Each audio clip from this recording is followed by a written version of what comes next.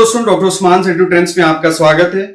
दोस्तों, जैसे कि हम सब जानते हैं कि कोरोना वायरस से इन्फेक्टेड पेशेंट्स में सबसे ज्यादा इफेक्ट होने वाले वाइटल ऑर्गन्स लंग्स होते हैं, जिसकी वजह से पेशेंट को सांस लेने में तकलीफ और निमोनिया हो जाता है।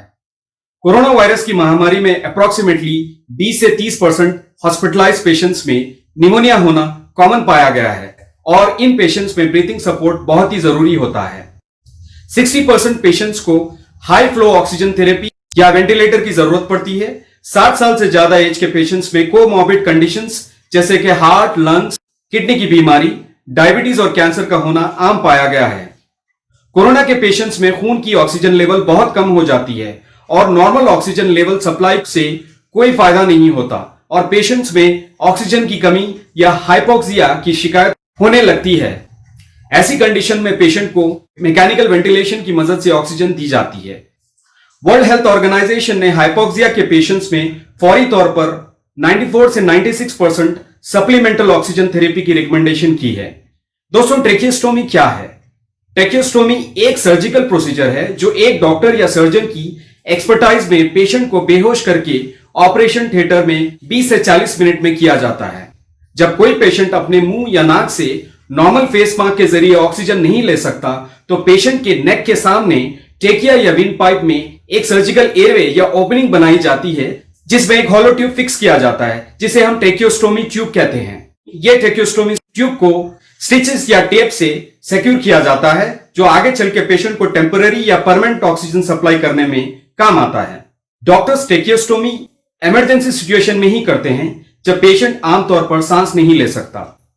आगे चल के जब पेशेंट खुद से सांस ले सकता है तब ट्रेकियोस्टोमी की जरूरत नहीं होती और उसे सर्जिकली बंद कर दिया जाता है। क्यों जरूरी होती है ट्रेकियोस्टोमी? ट्रेकियोस्टोमी की मदद से हम पेशेंट के मुंह से लंग्स की ब्लॉक एयरवे को बाईपास करके पेशेंट को सेफ्टी और आसानी से कंटिन्यूअस वेंटिलेशन के जरिए ऑक्सीजन को खून तक पहुंचा सकते हैं। इसके अलावा सांस या ऑक्सीजन आने जाने वाले रास्तों को जो बीमारी और सेक्रेशंस की वजह से ब्लॉक हो जाते हैं उनको साफ कर सकते हैं। दोस्तों, ट्रेकियोस्टोमी के रिस्क और कॉम्प्लिकेशंस क्या होते हैं? ट्रेकियोस्टोमी जहां पेशेंट्स की ऑक्सीजन की रिक्वायरमेंट को सर्जिकल एयरवे की मदद से पूरा करती है, दूसरी तरफ उसके कुछ रिस्क भी होते हैं। जैसे कि ट्रेकियोस्टोमी इमरजेंसी या बहुत ही बीमार पेशेंट्स में की जाती है जो खुद से सांस नहीं ले सकते। हर पेशेंट्स में ब्लड सर्कुलेशन, हीलिंग, एनास्थेशिया देने के बाद का रिएक्शन अलग अलग होता है और तबीयत बिगड़ने के काफी सारे चांसेस होते हैं। पेशेंट में एयरवे ऑब्स्ट्रक्शन, लैरिंक्स या वॉइस बॉक्स का डैमेज होना, ब्लीडिंग या इंफेक्शन का होना, आजू बाजू के टिश्यूज या चेस्ट में एयर ट्रैपिंग का होना, एयरवे की स्कारिंग होना, खाना स्वैलो या निगलने में या बात करने में तकलीफ होना, नेक की स्कारिंग भी हो सकती है। इसीलिए डॉक्टर्स और सिर्फ डॉक्टर्स ही डिसाइड करते हैं कि पेशेंट पर ट्रेकियोस्टोमी की जा सकती है या नहीं। दोस्तों, ट्रेकियोस्टोमी के बाद पेशेंट्स की रिकवरी कैसे होती है?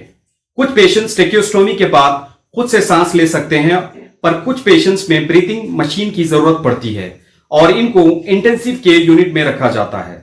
ट्रेकियोस्टोमी के बाद पेशेंट का ट्रेकिया या विंड पाइप एक हफ्ते में हील हो जाता है। उसके बाद हर हफ्ते डॉक्टर ट्रेकियोस्टोमी ट्यूब को बदलते रहते हैं। ट्रेकियोस्टोमी के बाद सर्जिकल ओपनिंग के सराउंडिंग स्किन दिन में कई बार साफ किया जाता है जिसको स्किन को मॉइस्चर से और स्किन रैशेस से बचाया जाता है। ट्रेकियोस्टोमी ट्यूब को पानी और हर इंफेक्शन से बचाया जाता है और कभी कभी चेंज भी किया जाता है। ट्रेकियोस्टोमी ट्यूब या मास्क से डेब्रीज और म्यूकस को सक्शनिंग के जरिए रेगुलरली साफ किया जाता है। सक्शनिंग की वजह से कुछ पेशेंट्स में सांस का रुकना और खांसी अक्सर देखी जाती है। जिन पेशेंट्स में ट्रेकियोस्टोमी ट्यूब लगाया जाता है उनको आगे चल के oxygen tanks, ventilators, portable suction machine, disposable suction catheters और सलाइन सोल्यूशन की जरूरत पड़ती है। पेशेंट जब रिकवर हो जाता है तब उसको ट्रेकियोस्टोमी ट्यूब की जरूरत नहीं पड़ती और फिजियोथेरेपी की मदद से पेशेंट को खुद से सांस लेना सिखाया जाता है और ट्रेकियोस्टोमी ट्यूब को निकालने के बाद सर्जिकल ओपनिंग धीरे धीरे खुद से हील होकर बंद हो जाती है। तो दोस्तों, मैं उम्मीद करता हूं कि यह वीडियो देखने के बाद आप सबको ट्रेकियोस्टोमी और ट्रेकियोस्टोमी ट्यूब के बारे में खास इंफॉर्मेशन मिली होगी।